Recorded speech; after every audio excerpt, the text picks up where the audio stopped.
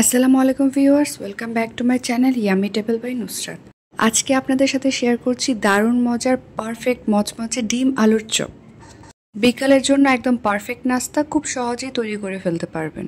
আসুন চলুন দেখে নেই কীভাবে তৈরি করতে হয়।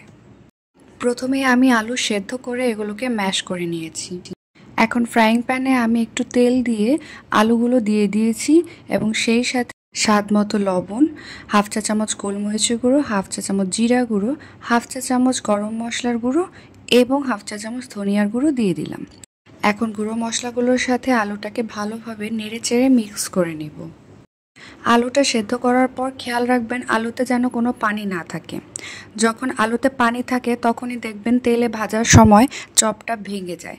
তাই আলুটা একদম শুকনো শুকনো অবস্থায় রাখতে হবে। আর ফ্রাইং প্যানে তেল দেওয়ার সময় খুব সামান্য তেল দেবেন, বেশি তেল যেন না হয়। মূল কথা আলুটা পুরোপুরি শুকনো থাকবে।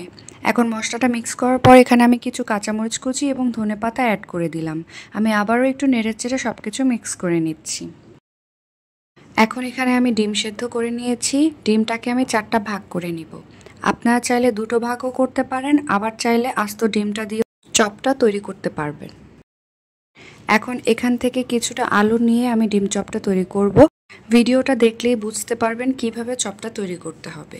সামান্য আলু আমি হাতে নিয়ে একটু চ্যাপ্টা করে নিচ্ছি। এর মধ্যে এখন আমি ডিমটা দিয়ে দিলাম। ডিমটা দিয়ে বাইরে থেকে পুরোপুরি কোট করে নিব। খেয়াল রাখবেন কোনো ফাটা অংশ যেন না থাকে। ফাটা অংশটা থাকলে তেলের মধ্যে যখন ডিম চপটা ছাড়বেন তখন খুলে যেতে পারে। তাই একটু খেয়াল করে করে চপটা তৈরি করবেন যেন কোনো ফাটা অংশ গায়ের মধ্যে না থাকে।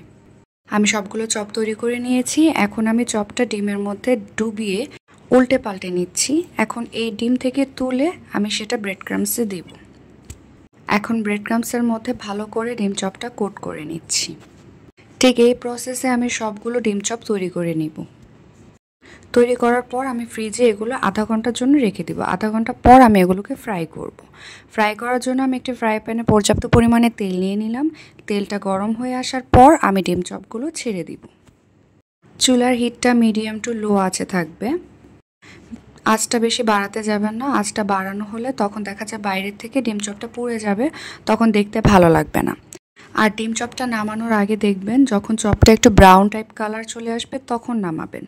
কারণ বেশি কালো করে নামালে তখন এটা নামানোর পর কালারটা আরও ডার্ক হয়ে যায়। তাই একটু ব্রাউন কালার থাকা অবস্থায় ডিম চপগুলো নামাবেন, তখন পরে হালকা একটু ডার্ক হলে দেখতে খুবই পারফেক্ট এবং সুন্দর লাগে। ডিম চপগুলো আমি এমন উল্টে পাল্টে ভেজে নেব।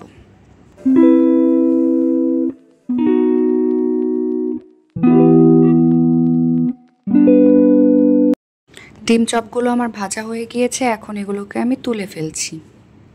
তুলে সার্ভ করে দেখাচ্ছি ডিম চপগুলো কতটা পারফেক্ট হয়েছে। আশা করছি রেসিপিটি আপনাদের কাছে ভালো লেগেছে। ভালো লেগে থাকলে আমার চ্যানেলটিকে সাবস্ক্রাইব করবেন এবং লাইক কমেন্ট করে পাশে থাকবেন। Thanks for watching. আল্লাহ হাফেজ।